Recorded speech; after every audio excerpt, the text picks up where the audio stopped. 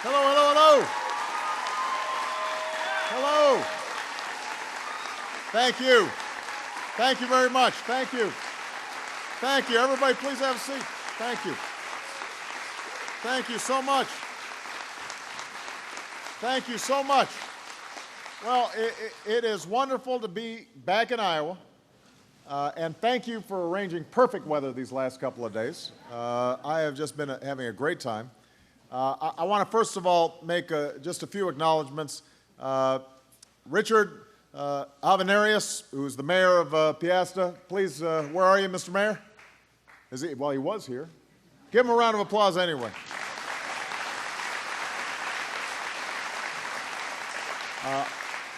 This person I know is here, and I want to thank Northeast Iowa Community College for hosting us. Dr. Liang Wei is here, interim president.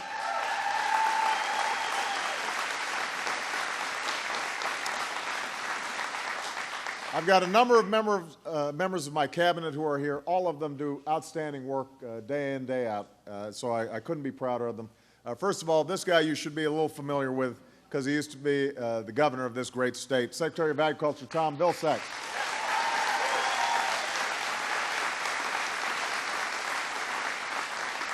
Secretary of the Interior Ken Salazar. Secretary of Transportation Ray LaHood. Secretary of Housing and Urban Development Sean Donovan. And the Small Business Administrator Karen Mills.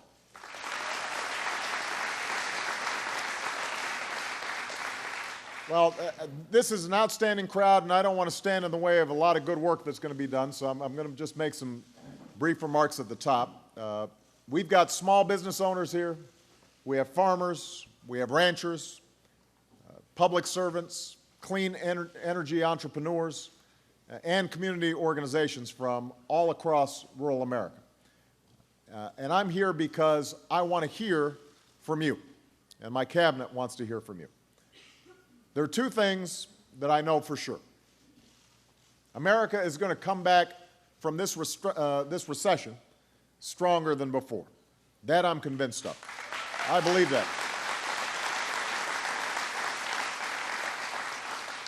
And I'm also convinced that comeback isn't going to be driven by Washington.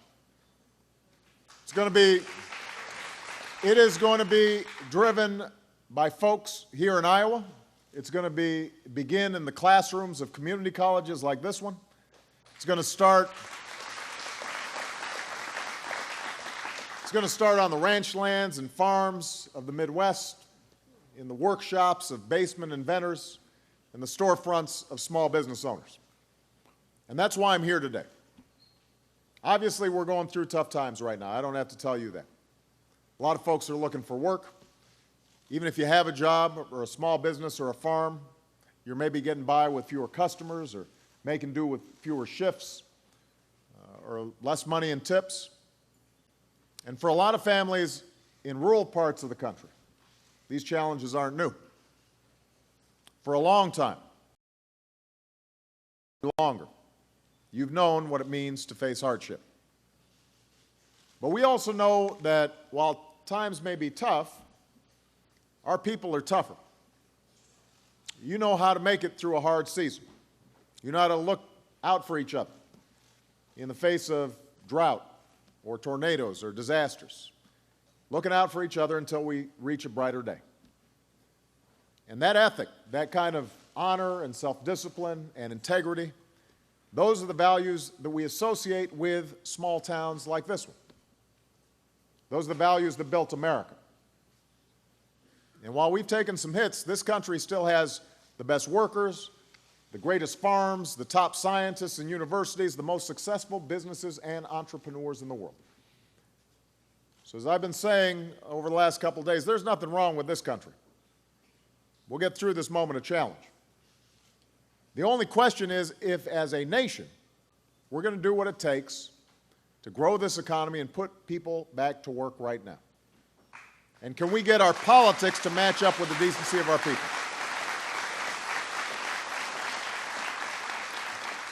The question is if we're going to harness the potential to create jobs and opportunities that exist here in Iowa and all across America. We know what's possible if we're willing to fight for our future and to put aside the politics of the short term and try to get something done. Already, this administration has helped nearly 10,000 rural businesses and 35,000 small and medium-sized farms and ranches to get the financing that they need.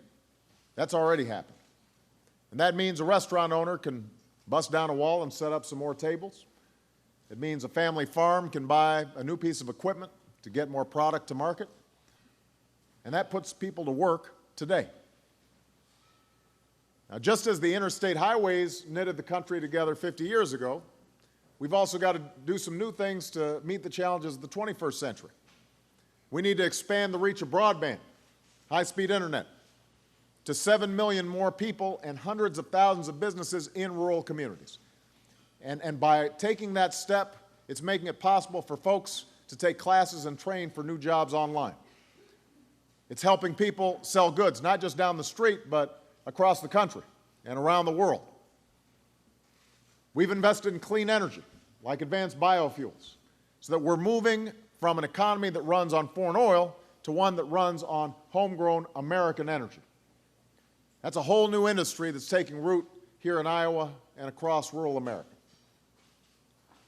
But the rural economy is still not as strong as it could be. And that's why I created a rural council to look for ways to promote jobs and opportunity right now. And this council has come up with a number of proposals. And we're not wasting time in taking up these proposals. We want to put them to work right now. So today I'm announcing that we're ramping up our efforts to get capital to small businesses in rural areas. We're doubling the commitment we've already made through key small business lending programs. We're going to make it easier for people in rural areas looking for work to find out about companies that are hiring. We're going to do more to speed the development of next-generation biofuels.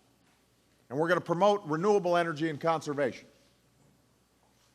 We're going to help smaller local hospitals in communities like this one to recruit doctors and the nurses that they need. And those are just some of the things that we're already announcing today. The reason we've brought you all together is because I'm looking forward to hearing from you about what else we can do to jumpstart the economy here in rural America. We want to leave no stone unturned when it comes to strengthening this economy.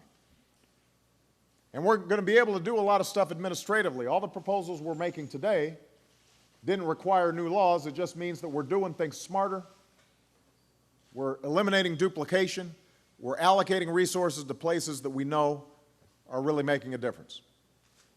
But we could do even more if Congress is willing to get in the game.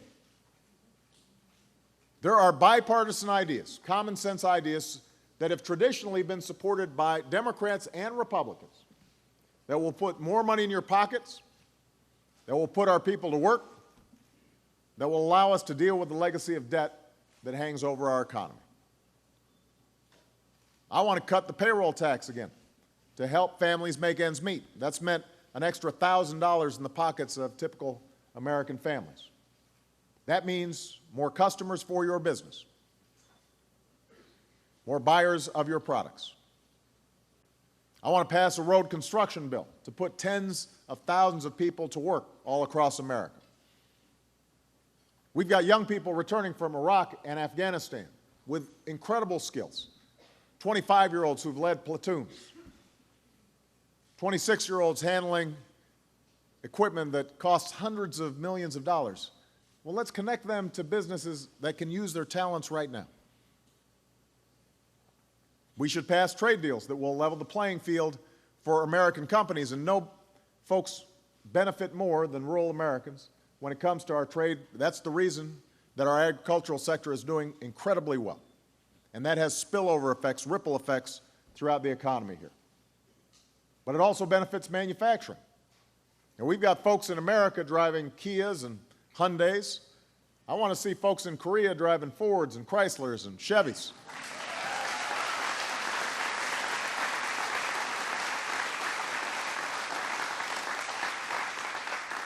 I want to sell goods all over the world that are stamped with 3 words, Made in America. And all of these proposals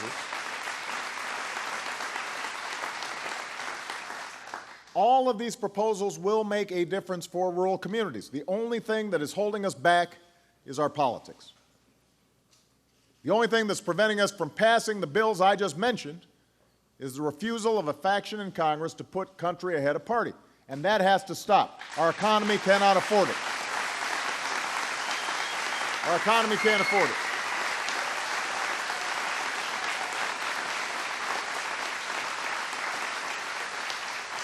So I don't care whether you're a Democrat, a Republican, an independent, if you're not registered with any party. I want to enlist your help. I need your help sending a message to Congress that it's time to put the politics aside and get something done. The folks here in Iowa do the right thing. Yeah, I've been traveling through these small towns and talking to folks, sitting down at diners, and you listen to people, they take such pride doing the right thing, taking care of their families, working hard, saving for the future, living within their means, giving back to their communities. You do your part. You meet your obligations. Well, it's time Washington acted as responsibly as you do every single day. It's past time.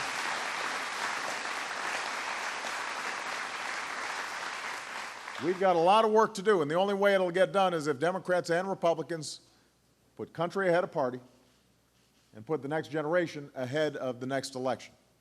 And that's what I'm fighting for.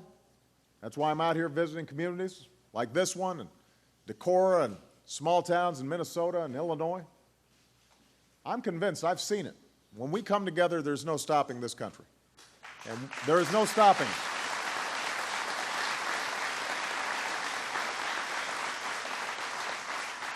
We can create opportunities for training and education and good careers in rural America so young people don't feel like they've got to leave their hometowns to find work.